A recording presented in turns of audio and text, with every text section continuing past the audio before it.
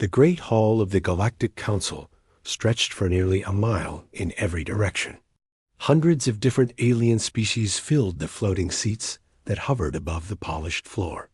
Some breathed oxygen like humans did. Others needed special masks or tanks of strange gases. The Valian delegates sat in their crystal pods filled with purple mist. The creche floated in spheres of water. The insect-like Zephyrians hung from the ceiling on silk threads. Ambassador Zektar stood at the center podium. His blue skin had turned darker with worry. The fins on his head twitched as he spoke to the gathered crowd. His voice carried clearly through the translation devices everyone wore. "We face a crisis that threatens our entire alliance," Zektar announced. "The trilithium mines on 17 worlds have been exhausted. Without trilithium, our ships cannot travel faster than light. Trade will stop. Communication between worlds will take decades instead of days." A low murmur filled the hall. Species that had been enemies before the alliance was formed looked at each other with concern. The Galactic Council had brought peace to this part of space for over 200 years. That peace depended on trade and communication. "There is one solution," Zektar continued.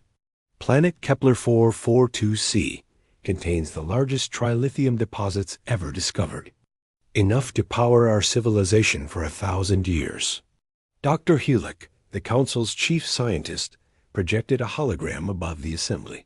The planet appeared as a dark gray ball covered in swirling red clouds. Lightning flashed constantly across its surface. Even through the hologram, the world looked angry and hostile. Kepler 442c is classified as a Class 15 Deathworld, Dr. Helix explained. This is the highest danger rating we have ever assigned to a planet. The surface temperature changes by 100 degrees every day. The air pressure is 3 times what most of our species can survive. The atmosphere contains 12 different toxic compounds. Electrical storms rage across the planet without end. The hologram zoomed in to show the planet's surface. Jagged. Mountains of black stone rose like broken teeth. Rivers of boiling acid cut through valleys filled with poisonous fog. Strange creatures moved through the landscape, but they were too alien to identify clearly. "The gravity is nearly twice standard," Dr. Helix went on. "Native predators grow as large as our shuttlecraft. They spit acid that can melt through our strongest armor. Plants release spores that cause madness in most known species. The very ground shifts and changes due to constant seismic activity." An elderly Valian delegate raised one of his forearms. "How many expedition attempts have been made?" 17 different species have tried to establish mining operations on Kepler 442c over the past century, Dr. Helix replied. "The longest any team survived was 23 days. Most missions ended within a week. The planet killed 1,247 of our best explorers, miners, and soldiers." The hall fell silent. Representatives from warrior races that had conquered dozens of worlds looked uncomfortable. The creche, who could survive in the vacuum of space, shifted nervously in their water. Spheres. Even the mechanical Synthians, who felt no fear or pain, calculated the odds and found them unacceptable. "Perhaps we should seek alternative sources of trilithium," suggested General Voss of the Terran Defense Force. "Deep space mining operations, asteroid harvesting, artificial synthesis." "The timeline is too long," Zektar replied firmly. "Our current reserves will last only 18 months. It takes 5 years to establish deep space mining. Artificial synthesis remains theoretical. We need Kepler 442c operational within 6 months, or the alliance will collapse." Dr. Helix cleared his throat. "There is one possibility we have not explored." "Speak," commanded Zektar. "The humans." The reaction was immediate. Laughter erupted from a dozen different species. The Zephyrians made clicking sounds of amusement. The crystal-dwelling Valians changed color to indicate humor. Even the usually serious Kresh bubbled in their spheres. Humans? General Voss repeated. The newest species in the Alliance? They have barely mastered interstellar flight. Their homeworld is only Class 3 on the danger scale. They are soft, weak creatures who die if their temperature changes by only a few degrees. Dr. Hillock waited for the laughter to die down. That may be true, but humans have one quality that other species lack. They adapt quickly to new environments. Their evolution was shaped by constant change and challenge. They are the only species we know that actively seeks out dangerous situations for recreation. Recreation? Asked a Kresh delegate through bubbling. Water sounds. Humans climb mountains for fun. They jump from great heights with only fabric wings. They race vehicles at deadly speeds. They swim with predatory sea creatures. They explore caves that could collapse at any moment. Their entertainment involves simulated combat and survival scenarios. The laughter stopped. Representatives began checking their data files on human behavior. What they found was disturbing.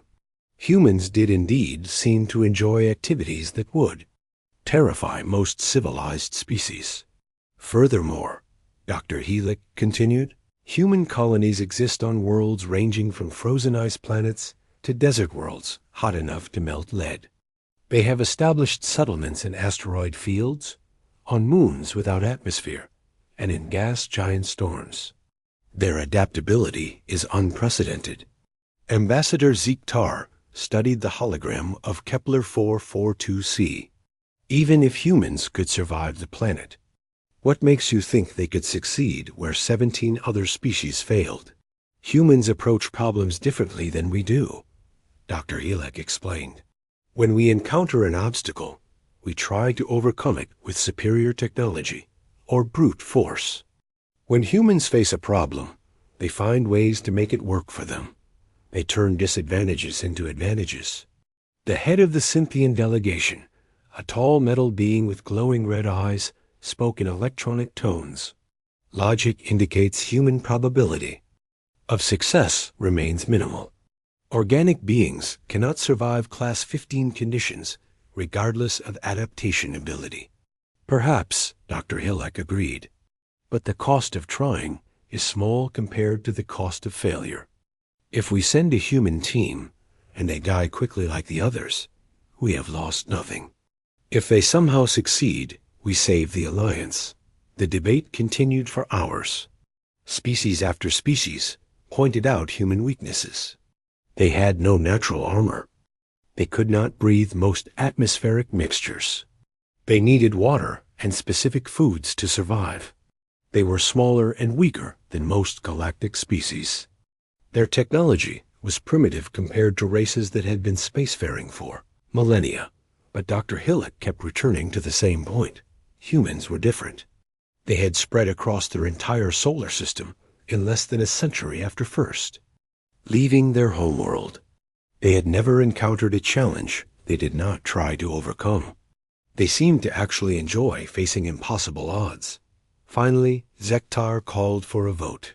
All in favor of requesting human volunteers for the Kepler 442c mission? The vote was close. Many species abstained, unwilling to send another team to certain death. Others voted yes simply because all other options had been exhausted. The motion passed by a narrow margin. I will contact Earth Colonial Command immediately, General Voss announced, though I doubt they will be foolish enough to accept this mission. 3 days later, Earth's response arrived. Not only had they accepted the mission, but they had volunteers competing for the chance to go. Captain Jake Morrison would lead the team. Engineer Lisa Rodriguez would handle technical challenges. Medic Tony Williams would keep the team healthy. Communications specialist Amy Carter would maintain contact with both Earth and the Council. Geologist Pete Davis would locate and extract the trilithium. When the news reached the Galactic Council, the betting began immediately. The Kresh wagered the humans would last 6 days. The Valians gave them 4 days. The Cynthians calculated exactly 72 hours and 11 minutes. Only Dr. Hillick refused to bet against the humans. He had studied their history carefully. Every time someone told humans something was impossible, they found a way to do it anyway. Kepler 442c might kill them like it had killed so many others. But if any species could survive that nightmare world, it would be the strange, stubborn, adaptable humans from the small blue planet called Earth. The mission would launch in 30 days. The galaxy would discover just how wrong they had been about humanity's limitations. The shuttle Endeavour shook violently as it dropped through the angry clouds surrounding Kepler 442c. Lightning struck the hull every few seconds, creating bright flashes that lit up the cabin. The atmospheric pressure gauges climbed steadily as they descended. Outside the small windows, red and orange clouds swirled like angry storms. Captain Jake Morrison checked his instrument panel one more time. Everything showed green lights, but the readings were unlike anything he had seen before. The air outside contained sulfur dioxide, methane, and several compounds that would kill most alien species in minutes. The temperature was currently minus 30 degrees and climbing fast toward the daily high of 60 degrees. Landing site coming up in 2 minutes, announced Amy Carter from her communications station. I'm getting interference from the electrical activity, but the beacon is still transmitting. Lisa Rodriguez looked up from her engineering console. Environmental suits are working perfectly. The new designs handle the pressure and temperature changes better than the old models. We should be comfortable for at least 12 hours at a time. Comfortable might be a strong word, Tony Williams said with a grin. The medic was reviewing his medical supplies one last time. But we'll survive just fine. I've got treatments ready for every toxic compound in the atmosphere, plus some extras in case we find new ones. Pete Davis studied the geological data streaming in from their sensors. The trilithium readings are incredible. There's more here than on any world we've ever surveyed. The concentrations are 10 times higher than our best estimates. The shuttle broke through the bottom layer of clouds, and Kepler 442c's surface appeared below them. It looked like the landscape of nightmares. Black mountains stretched to the horizon, their peaks sharp enough to cut metal. Rivers of bright, orange liquid flowed between them, too thick to be water and too bright to be safe. Strange forests of metallic trees reflected the constant lightning strikes. Beautiful place, Morrison said dryly, just like the vacation brochures promised. The landing site sat in a valley between 2 smaller mountains. Previous alien expeditions had chosen this spot because it offered some protection from the worst weather. The wreckage of 3 different attempts lay scattered around the area. Twisted metal and melted equipment marked where others had tried and failed.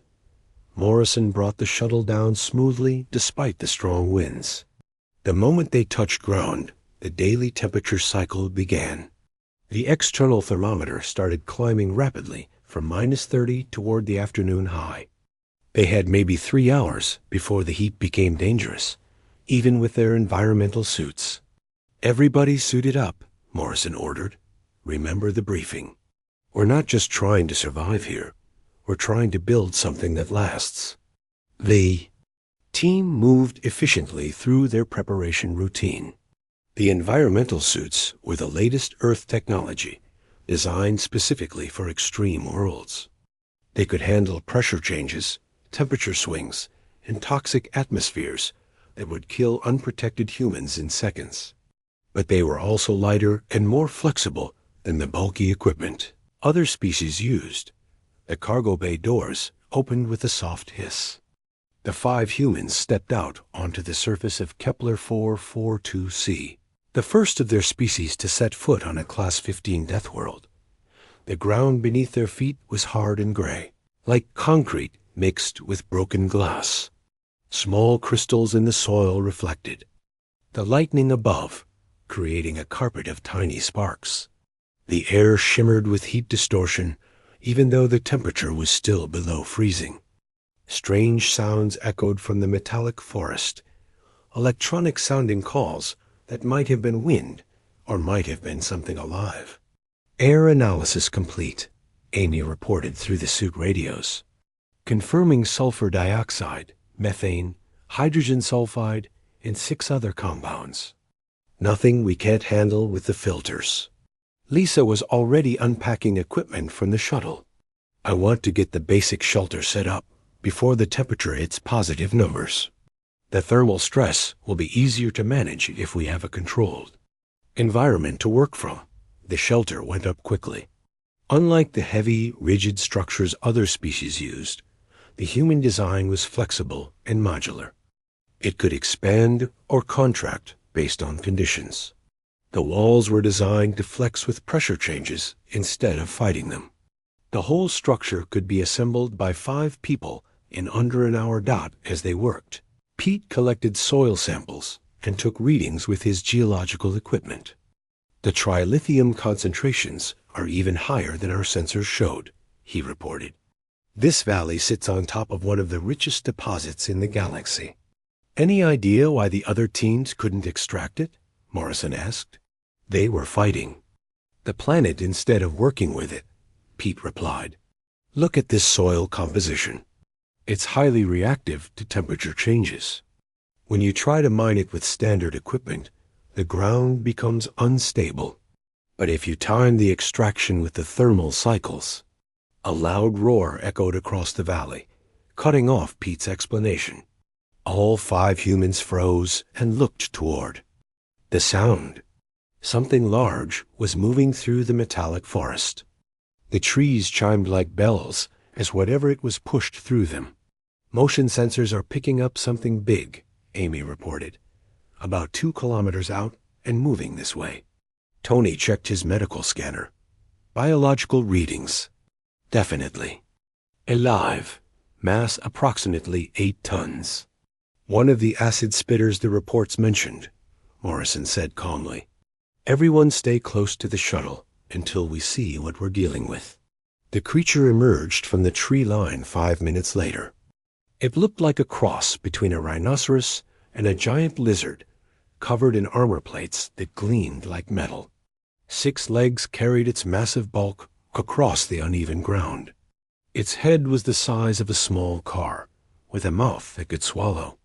A human whole. Most alien expedition teams would have retreated to their ships at this point. The creature was clearly a predator, and its size made it incredibly dangerous. But the humans just watched it carefully, taking notes and measurements. Interesting. Locomotion pattern, Lisa observed. It's avoiding the areas where the ground temperature is highest. Heat-seeking behavior or thermal regulation? Probably both, Tony replied. Look at those armor plates. They're positioned to radiate heat efficiently. The creature is adapted to the temperature cycles. The beast stopped about 100 meters away and studied the humans. Its head tilted from side to side as it tried to decide what these strange new creatures might be. After a few minutes, it made a huffing sound and wandered off toward a patch of cooler ground.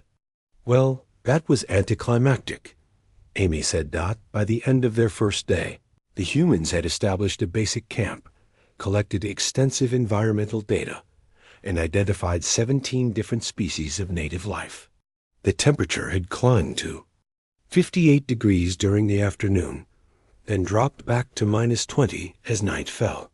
The daily thermal shock that had destroyed other expeditions barely slowed the human team down. The electrical storm that hit during their first night was more intense than anything in the previous reports.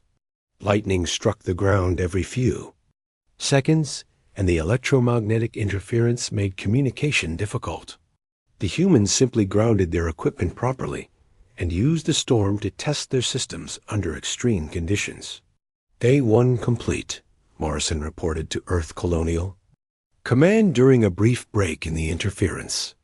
Team is healthy and equipment is functioning normally. The environmental challenges are significant, but manageable. We're proceeding with the mission plan. What Morrison didn't mention in his report was how much the team was enjoying themselves. Lisa had already designed improvements to their equipment based on the planet's unique conditions. Tony had identified several interesting biological compounds that might have medical applications. Pete had located 3 different trilithium deposits within walking distance of their camp. Amy had established a communication system that used the planet's electrical activity to boost signal strength. As they settled in for their first night on Kepler 442c. The 5 humans were already planning modifications to make their temporary camp into a permanent base. The planet that had killed over 1,000 alien explorers was harsh and dangerous, but it was also rich with opportunities for anyone creative enough to see them. The betting pools throughout the galaxy still gave them less than a week to survive. The humans were already planning for months. 3 weeks had passed since the human team landed on Kepler 442c, the daily reports. Captain Jake Morrison sent to Earth Colonial Command were causing confusion throughout the Galactic Council, where other species had reported only death and destruction. The humans described progress and opportunity. Lisa Rodriguez stood outside the expanded base camp, watching the morning temperature climb from -40 to +20 degrees. She no longer saw this as a dangerous thermal shock. Instead, she saw free energy waiting to be harvested. The thermal difference generators she had built were already producing more power than the team could use. The metal trees are perfect conductors, she explained to Pete Davis as they walked toward the forest. Every lightning strike charges them like giant batteries. Instead of trying to shield our equipment from the electrical activity, we can tap into it. Pete nodded as he studied his geological scanner. The ground here is amazing too. The thermal cycles cause the soil to expand and contract in predictable patterns. If we time our mining operations correctly, the planet will help us extract the trilithium instead of fighting us. Their first major breakthrough had come during the second week. While reviewing data from the failed alien expeditions, Lisa noticed that every team had tried to build static structures that could resist the planet's extreme conditions. The humans took a different approach. They built systems that moved and changed with the environment. The base camp now looked nothing like a traditional settlement. Flexible domes expanded and contracted with the pressure changes. Solar collectors that folded themselves during electrical storms opened again when the weather cleared. Even the communication arrays moved on tracks, following optimal positions. As the planet's electromagnetic field shifted throughout the day, "Amy, what's the status on the power grid?" Morrison asked through his suit radio.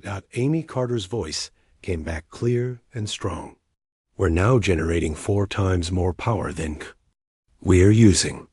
The lightning collection system is working better than our best projections. I've also managed to boost our communication range by using the planet's natural electromagnetic field as an amplifier." The communication breakthrough had been accidental. Amy was trying to reduce interference from the electrical storms when she discovered that certain frequencies actually got stronger during lightning activity. By timing their transmissions correctly, she could send messages farther than any previous expedition. Tony Williams emerged from the medical bay with a satisfied expression on his face. "The atmospheric analysis is complete. The toxic compounds that killed other species are actually beneficial to humans in small doses.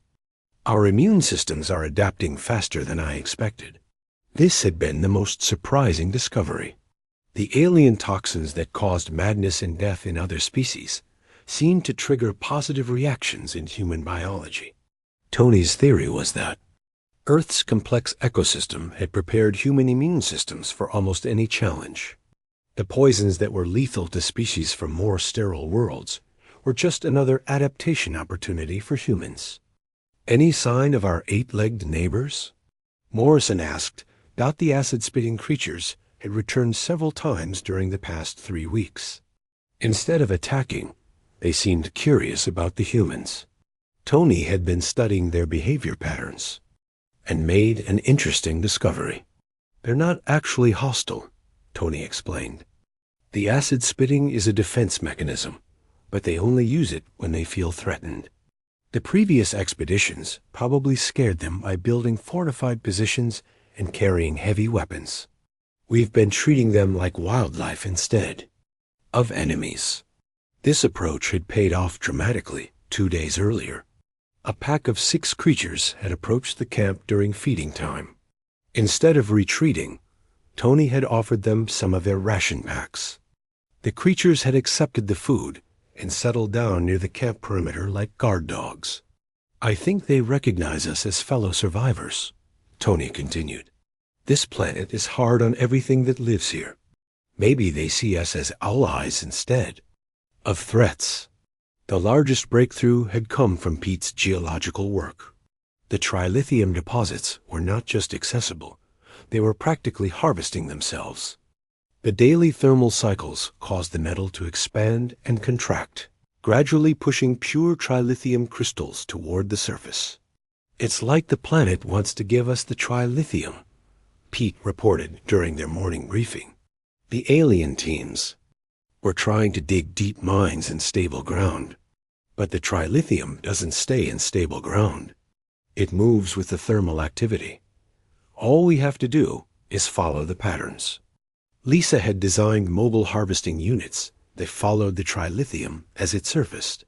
Instead of fighting the ground instability, they used it to their advantage.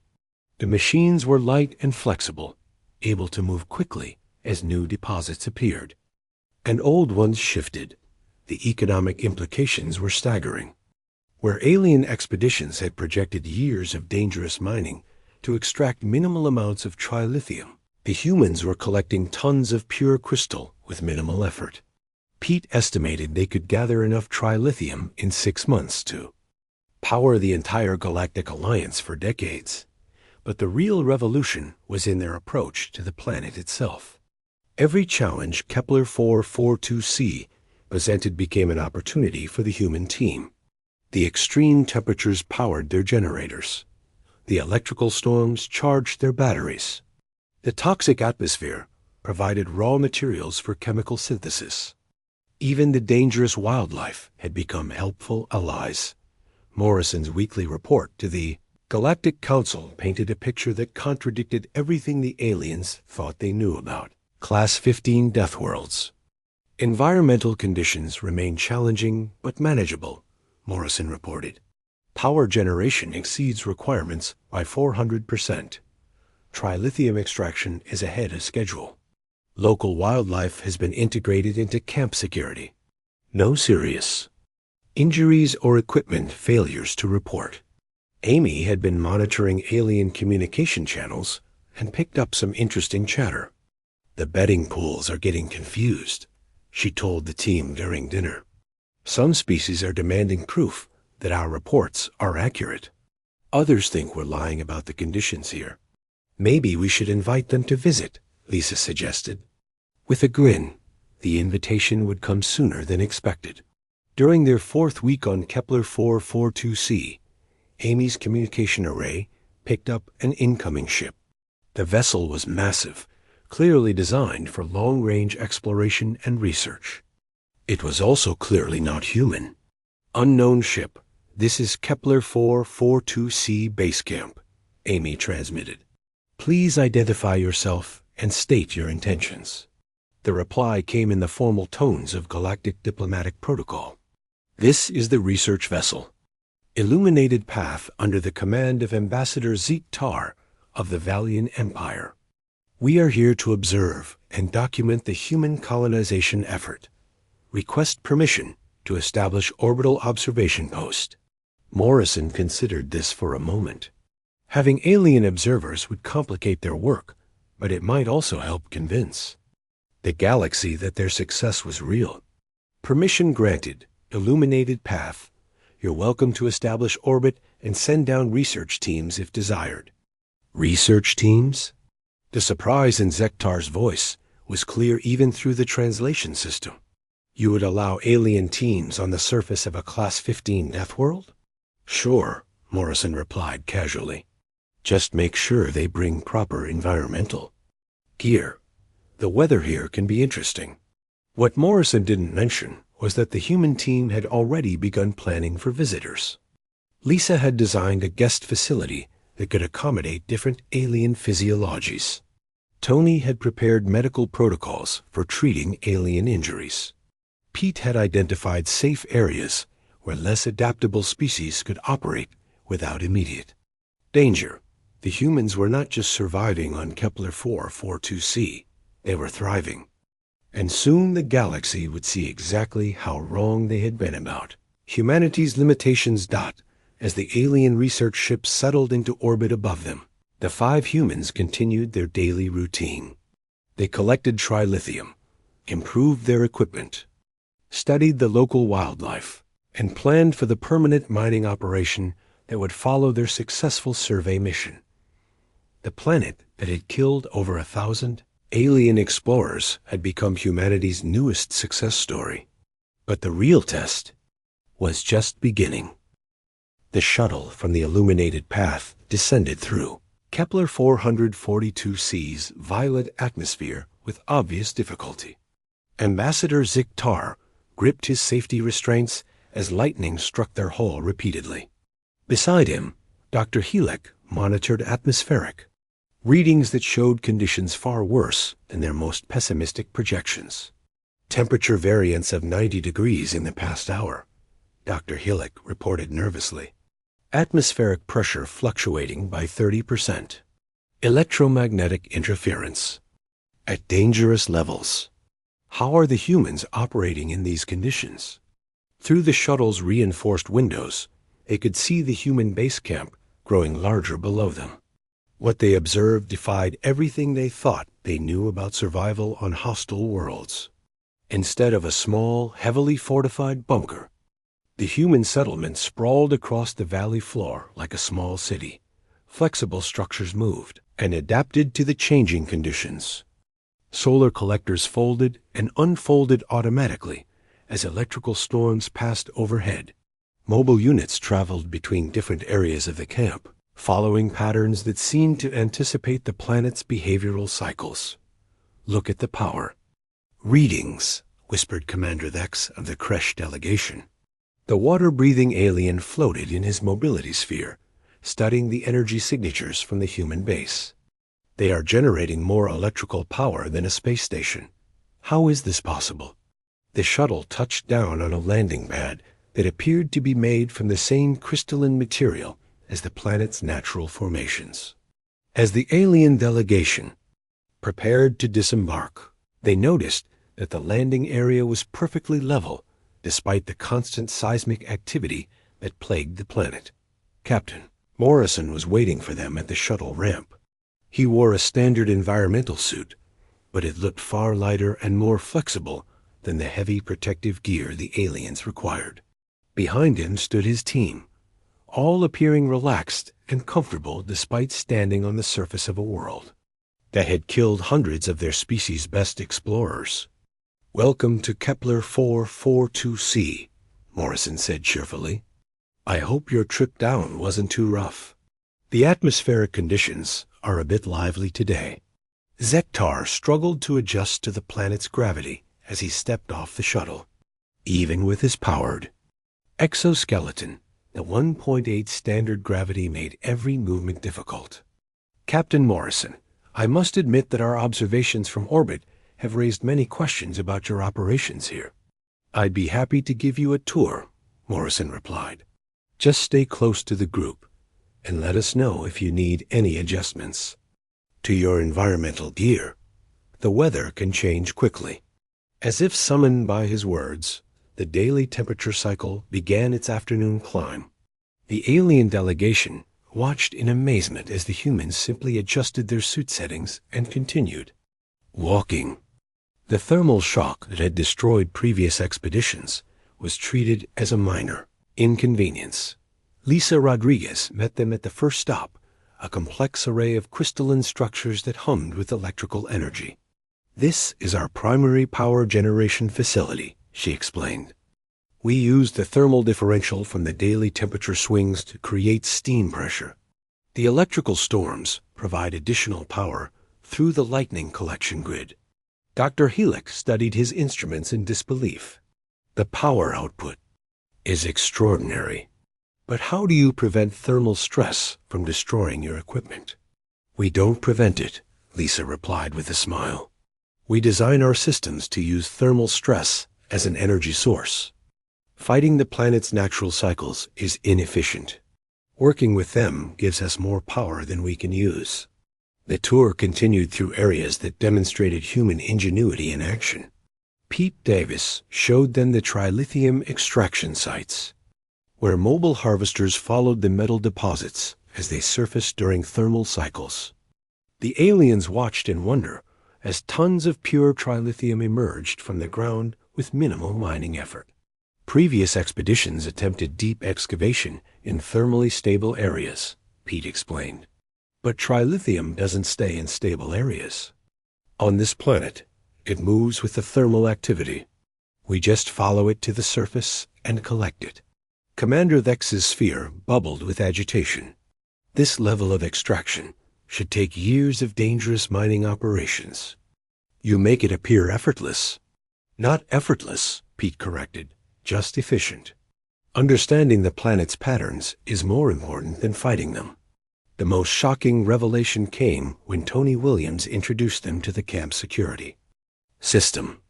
A pack of 6 massive creatures lounged around the perimeter, their acid-spitting mouths casually pointed outward toward potential threats. The same species that had attacked every previous expedition now served as guard animals for the humans. "These are the siege beasts mentioned in the alien expedition reports," Tony explained casually. "Turns out they're quite intelligent and social. They were only hostile to previous teams because those teams treated them as enemies." Zektar stared at the creatures in shock. "Those animals killed 17 members of our survey team. How did you domesticate them?" "We didn't domesticate them," Tony replied. "We just treated them with respect, offered them food, gave them space, and didn't shoot at them. They decided we were acceptable neighbors." One of the creatures, a massive beast the size of a shuttle, approached the group with curiosity. The alien delegates backed away in terror, but Tony simply held out his hand. The creature sniffed his glove and made a sound like a contented cat. "They're actually quite friendly once you get to know them," Tony said, scratching behind what might have been the creature's ear. "They also have excellent hearing and can detect approaching storms hours before our instruments can." Amy Carter's communication center was the next stop. Banks of equipment hummed quietly, while displays showed signal strengths that exceeded anything the aliens had seen before. "The electromagnetic interference that blocks most communication systems actually helps us," Amy explained. "We time our transmissions to use the planet's electrical field as an amplifier." "You are using the interference as a signal booster?" Dr. Helix asked incredulously. "The planet generates incredible electromagnetic energy," Amy replied. "It seemed wasteful not to use it. Our communication range now exceeds our home systems." The final stop was the expanded living quarters. The alien delegates expected to find cramped survival bunkers. Instead, they discovered comfortable living spaces with room for recreation and relaxation. The humans had built a gymnasium, a workshop area, and even a small garden where earth plants grew in specially adapted soil. "You have made this place into a home," Zektar observed with wonder. "That was always the plan," Morrison replied. "Survival is just the first step. We're here to build something permanent." As evening approached, the alien delegation prepared to return to their ship. The temperature was dropping rapidly toward the nightly low, and electrical storms were building on the horizon. The humans simply adjusted their equipment and continued their daily routines. "I must ask," Zektar said before boarding his shuttle, "what makes humans different?" How do you succeed where 17 other species failed? Morrison thought about this for a moment. I think it's because we don't see this place as our enemy. It's just another world with its own rules.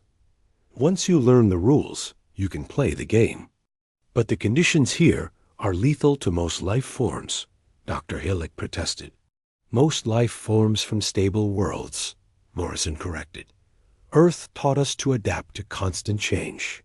Hot, cold, storms, earthquakes, predators, diseases. We've dealt with all of it before. This planet is challenging, but it's not impossible. As the alien shuttle lifted off through the growing storm, the human team returned to their evening activities. They had work to finish, equipment to maintain, and plans to make for the permanent mining operation that would follow their successful survey. The aliens departed with recordings and data that would revolutionize galactic understanding of planetary colonization. But more importantly, they left with a new respect for the strange, adaptable species from the small blue world that refused to accept the word impossible. The storm that approached Kepler 442c during the human second month was unlike anything in the planet's recorded history. Satellite readings from the illuminated path showed wind speeds exceeding 500 kilometers per hour. Lightning strikes were hitting the surface every 2 seconds. The temperature was dropping toward minus 80 degrees, while atmospheric pressure doubled. Ambassador Zektar paced nervously on his ship's bridge as the massive storm system engulfed the entire continent where the human base was located. "We must evacuate them immediately," he declared. "No structure can survive conditions like these." Dr. Hillick studied the sensor readings with growing alarm. The electromagnetic interference is off our measurement scales. Communication with the surface is impossible. Even if we could reach them, our shuttles cannot operate in these conditions. Commander Thex floated anxiously in his water sphere. Previous storms of this magnitude have reshaped the planet's surface. Mountains have been leveled. Valleys have been filled. The human base cannot possibly survive. On the surface, Captain Morrison's team was having a very different conversation. They stood in their expanded command center, watching displays that showed the approaching storm with excitement rather than fear. "This is incredible," Lisa Rodriguez said as she studied the power projection models. "The energy potential from this storm system is beyond anything we've calculated. If we can tap into even a fraction of it, we'll have enough power to run the entire mining operation."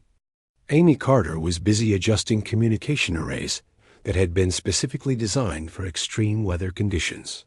"I'm tracking 17 different electromagnetic frequencies we can use once the storm peaks. The interference will actually help us send signals farther than ever before." Pete Davis reviewed geological surveys with evident satisfaction. The storm pressure is going to expose at least 3 new trilithium deposits. A seismic activity will bring pure crystals right to the surface. We'll be able to collect them by hand. Tony Williams checked the environmental systems one final time. All life support is green. The atmospheric processors are actually working better in high-pressure conditions. The siege beasts have already moved to their storm shelters. They know exactly what to do. The storm hit the valley with the force of nature unleashed. Winds that could lift shuttlecraft howled across the landscape.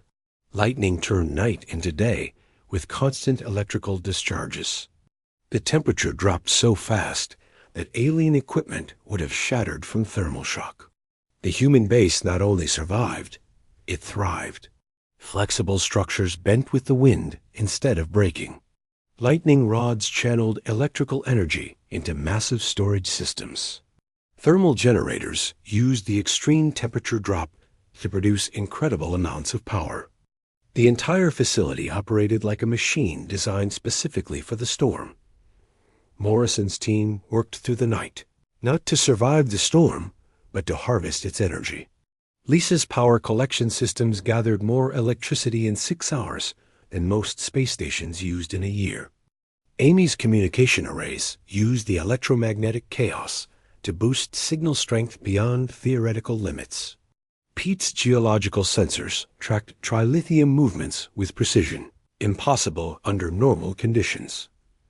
When dawn broke after the storm's passage, the alien observers expected to find a destroyed settlement and 5 dead humans. Instead, their sensors detected a thriving operation that had grown larger during the night. Impossible, breathed Dr. Hillick as data streamed in from their sensors. The power readings are astronomical. How did they not only survive, but expand? Their capabilities? The first communication from the surface came at sunrise. Morrison's voice was calm and cheerful as always. Illuminated path, this is Kepler Base. Hope you rode out the storm okay up there. We've had an exciting night down here. Captain Morrison, Zektar replied with obvious relief. We feared you had been destroyed. Our readings show the storm was the most violent in the planet's recorded history. It was definitely impressive, Morrison agreed. Lisa's power systems are showing output levels we didn't think were possible. Amy managed to establish communication links with Earth using storm amplification. Pete located enough trilithium to supply the galaxy for decades. Overall, a very productive evening. The alien delegation requested immediate permission to land and survey the damage. What they found defied every principle of engineering and survival they understood. The human base had not just survived the storm, it had been improved by it. New structures had been erected during the night, built from materials the storm had revealed. The power grid now extended across the entire valley, tapping into energy sources the aliens had never imagined. Communication towers reached higher than before, using the storm's electromagnetic effects to amplify signals across interstellar distances. You built all this during the storm? Zektar asked in amazement.